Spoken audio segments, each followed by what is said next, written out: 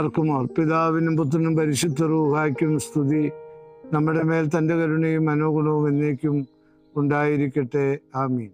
വലിയ നോമ്പിൻ്റെ ഈ നാളുകളിൽ ദൈവവചനം കേൾക്കുവാനും ധ്യാനിക്കുവാനും നമുക്ക് ലഭിക്കുന്നതായിരിക്കുന്ന ഈ നല്ല സാവകാശത്തെ ഓർത്ത് ദൈവത്തെ നമുക്ക് മഹത്വപ്പെടുത്താം. വലിയ നോമ്പിൻ്റെ പാതി കഴിഞ്ഞ ഈ നാളുകളിൽ ദൈവത്തിൻ്റെ മാറ്റമില്ലാത്ത വചനത്തെ കേൾക്കുമ്പോൾ, ധ്യാനിക്കുമ്പോൾ നമുക്ക് കൂടുതലായി ദൈവത്തോട് അടുത്തു ചെല്ലുവാനും ദൈവത്തെ ധ്യാനിക്കുവാനും ദൈവിക ചിന്തകളിൽ കൂടുതൽ വ്യാപൃതരാകുവാനും നമുക്ക് സാധിക്കട്ടെ എന്ന് പ്രാർത്ഥിക്കുക. ഈ അത്തിമരത്തിൻ്റെ ചുവട്ടിൽ ഇരുന്ന് നിങ്ങളോട് ദൈവവചനം സംസാരിപ്പാൻ എനിക്ക് ലഭിച്ച ഈ നല്ല നിമിഷങ്ങൾക്കായി ഞാൻ ദൈവത്തെ സ്തോത്രം ചെയ്യുകയാണ്. വിശുദ്ധ ലൂക്കോസിൻ്റെ സുവിശേഷം 13-ാം അധ്യായത്തിൻ്റെ 6-ാം വാക്യം വായിക്കുമ്പോൾ അവിടെ ഒരു മുന്തിരിത്തോട്ടത്തെയും ആ മുന്തിരിത്തോട്ടത്തിൽ നിൽക്കുന്ന ഒരു അത്തിവൃക്ഷത്തെക്കുറിച്ചും പരാമർശിച്ചിട്ടുണ്ട്. 3 വർഷമായി ഫലം തിരിഞ്ഞിട്ട് ഒരു ഫലം പോലും പുറപ്പെടുവിക്കാതെ നിൽക്കുന്ന ആ അത്തിവൃക്ഷത്തെ എന്തിനാണ് നിലനിർത്തുന്നത് എന്നും അത് വെട്ടിക്കളയുന്നതാണ് ഉചിതമെന്നും, എന്തെന്നാൽ അത് നിലത്തെ നിഷ്ഫലമാക്കുന്നുവെന്നും ആ തിരുവചന ഭാഗം നമ്മെ ഓർമ്മപ്പെടുത്തുകയാണ്. എന്നാൽ അവിടെ ഒരു അഭയയാചന നാം കാണുകയാണ്. 1 വർഷം കൂടെ നിൽക്കട്ടെ, ഒരാണ്ട് കൂടെ നിൽക്കട്ടെ, ചുവട് കിളയ്ക്കാം, വളമിടാം, ഫലം കായ്ക്കുമോ എന്ന് നമുക്ക് കാത്തിരിക്കാം. 2026 ഈ വലിയ നോമ്പിൻ്റെ നാളുകൾ നമ്മുടെ ജീവിതത്തിലേക്ക് തിരിഞ്ഞു നോക്കുവാനും നാം ആകുന്ന അത്തിവൃക്ഷം എപ്രകാരമാണ് ദൈവം ആഗ്രഹിക്കുന്നത് പോലെ ഫലം പുറപ്പെടുവിക്കുന്നുണ്ടോ എന്ന് പരിശോധിക്കുവാനും നമുക്ക് സാധിക്കണം. ഇന്ന് ലോകത്തിലേക്ക് നാം കണ്ണോടിച്ചാൽ ദൈവം ആഗ്രഹിക്കുന്നത് പോലെയുള്ള ഫലങ്ങൾ പുറപ്പെടുവിക്കാത്ത അത്തിവൃക്ഷം പോലെ മനുഷ്യനായിരിക്കുന്നു എന്ന് കാണുവാനായി സാധിക്കും. കോപത്തിൻ്റെയും ക്രോധത്തിൻ്റെയും ശാഠ്യത്തിൻ്റെയും അശുദ്ധിയുടെയും മ്ലേച്ഛതയുടെയും ഫലങ്ങൾ പുറപ്പെടുവിക്കുന്ന അത്തിവൃക്ഷമായി മനുഷ്യൻ മാറിയോ എന്ന് ഈ നാടുകളിൽ പരിശോധിപ്പാൻ നമുക്ക് സാധിക്കട്ടെ. വിശുദ്ധ യെശയ്യാ പ്രവാചകന്റെ പുസ്തകം അതിൻ്റെ 5-ാം അധ്യായം 1-ാം വാക്യത്തിൽ നാം ഇപ്രകാരം വായിക്കുന്നുണ്ട്: എൻ്റെ പ്രിയതമന് അവൻ്റെ മുന്തിരിത്തോട്ടത്തിൽ കുറിച്ച് എൻ്റെ പ്രിയന്റെ പാട്ട് പാടും.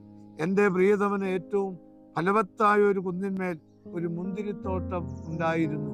ആ മുന്തിരിത്തോട്ടം എവിടെയാണ്? ഏറ്റവും ഫലവത്തായ കുന്നിന്മേലാണ്. ഇത് സഭയുടെ പ്രതീകമാണ്. പരിശുദ്ധ സഭ ഏറ്റവും ഉന്നതിയിലാണ്, ഏറ്റവും ഉയർച്ചയിലുള്ളതാണ്. നാം ആയിരിക്കുന്ന സഭ ശ്രേഷ്ഠവും കാതോലികവും പരിശുദ്ധവുമായ ഒരു സഭയാണ്. ഈ സഭയുടെ തലവൻ പരിശുദ്ധ പാത്രിയർക്കീസ് ബാവയാണ്. പത്രോസാവുന്ന 1-ാമത്തെ പാത്രിയർക്കീസ് ബാവയാൽ ഈ സഭ സ്ഥാപിക്കപ്പെട്ടു എങ്കിൽ ആ സഭ ശ്രേഷ്ഠവും പരിശുദ്ധവുമാണ് എന്ന് നാം അറിഞ്ഞിരിക്കണം. അങ്ങനെ ഫലവത്തായ ഒരു കുന്നിൻ മുകളിൽ സ്ഥാപിക്കപ്പെട്ട സഭയിൽ നാം അംഗമായിരിക്കുമ്പോൾ ആ കുന്നിന് ചുറ്റും, ആ മുന്തിരിത്തോട്ടത്തിന് ചുറ്റും ഒരു വേലി കെട്ടിയിരിക്കുന്നതായി അവിടെ രേഖപ്പെടുത്തിയിട്ടുണ്ട്. സഭയ്ക്ക് അതിർവരമ്പുണ്ട്, സഭയ്ക്ക് ഒരു ചട്ടക്കൂടുണ്ട്. ആ ചട്ടക്കൂടിനുള്ളിൽ നിന്നുകൊണ്ട് വേണം ദൈവത്തെ ആരാധിക്കുവാൻ, ദൈവത്തെ മഹത്വപ്പെടുത്തുവാൻ, ദൈവത്തിൻ്റെ മക്കളായി ജീവിക്കുക. ഇന്ന് ചട്ടക്കൂടുകളെ ലംഘിച്ചുകൊണ്ട് സഭയുടെ അതിർവരമ്പുകളിൽ നിന്ന് അന്യമായിക്കൊണ്ടിരിക്കുന്ന ഒരു കാലഘട്ടത്തിൽ സഭ ഏകമാണ്, വിശുദ്ധമാണ്, കാതോലികമാണ്. അതിന് ചുറ്റും വേലിക്കുട്ടുണ്ട്. മാത്രമല്ല, അതിനുള്ളിലെ കല്ലുകൾ പറക്കിക്കളഞ്ഞു എന്ന് യെശയ്യാ പ്രവചനം 5-ാം അധ്യായത്തിൽ തുടർന്ന് വായിക്കുമ്പോൾ നമുക്ക് കാണുവാൻ സാധിക്കും. എന്താണ് ഈ കല്ലുകൾ? സഭയ്ക്കുള്ളിലെ എല്ലാ തിന്മയും, എല്ലാ അശുദ്ധിയും, എല്ലാ അനീതിയും, എല്ലാ അന്യായവും നീക്കിക്കളഞ്ഞ പരിശുദ്ധവും പരിപാവനവുമായ സഭയിലാണ് ഞാനും നിങ്ങളും ആയിരിക്കുന്നത്. ആകയാൽ ദൈവമക്കളെ, വീണ്ടും നാം പരിശോധിക്കുമ്പോൾ കാണുവാൻ സാധിക്കുന്നത് ആ കല്ല് പറക്കിക്കളഞ്ഞതായ സഭയിൽ നട്ടിരിക്കുന്നത് നല്ല നടുതലയാണ്, നല്ല നടുതലയാണ്, നല്ല മുന്തിരിച്ചെടിയാണ്. ഞാനും നിങ്ങളുമാകുന്ന മുന്തിരിച്ചെടി സഭയാകുന്ന തോട്ടത്തിൽ ഏറ്റവും ശ്രേഷ്ഠമായി നട്ടിരിക്കുമ്പോൾ ഇന്ന് നാം പരിശോധിക്കണം, നാം പുറപ്പെടുവിക്കുന്നത് ഏതു ഫലമാണ്? ആ ദൈവം ആഗ്രഹിക്കുന്നത് പോലെ നല്ല ഫലങ്ങളാണോ, അതോ കാട്ടുമുന്തിരിങ്ങയുടെ കയ്പിൻ്റെ അനുഭവമുള്ള ഫലങ്ങളാണോ എന്ന് പരിശോധിക്കുവാനും, ഈ വലിയ നോമ്പിൻ്റെ നാളുകളിൽ നാം പുറപ്പെടുവിക്കുന്ന ഫലം കയ്പിൻ്റെ ഫലങ്ങളാണെങ്കിൽ, കോപത്തിൻ്റെ ഫലങ്ങളാണെങ്കിൽ, അശുദ്ധിയുടെ ഫലങ്ങളാണെങ്കിൽ, തിന്മയുടെ ഫലങ്ങളാണെങ്കിൽ അവയെ ഉപേക്ഷിച്ച് നന്മയുടെയും വിശുദ്ധിയുടെയും സ്നേഹത്തിൻ്റെയും ആ നല്ല ഫലങ്ങളെ പുറപ്പെടുവിക്കുവാൻ, സ്നേഹം, സമാധാനം, സന്തോഷം, ദീർഘക്ഷമ, ദയ, പരോപകാരം, ഇന്ദ്രിയജയം, സൗമ്യത, വിശ്വസ്തത എന്നിങ്ങനെയുള്ള ആ ആത്മീക ഫലങ്ങളെ പുറപ്പെടുവിക്കുവാൻ നാം ആവുന്ന മുന്തിരിച്ചെടിക്ക് സാധിക്കട്ടെ.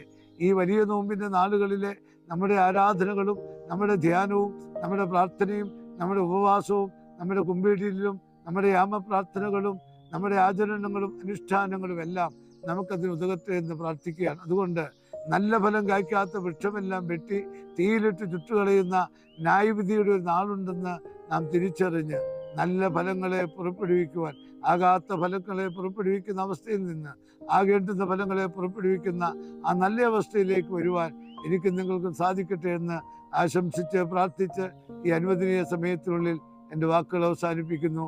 ദൈവനാമം മാത്രം മഹത്വപ്പെടുമാറാകട്ടെ. ആമീൻ.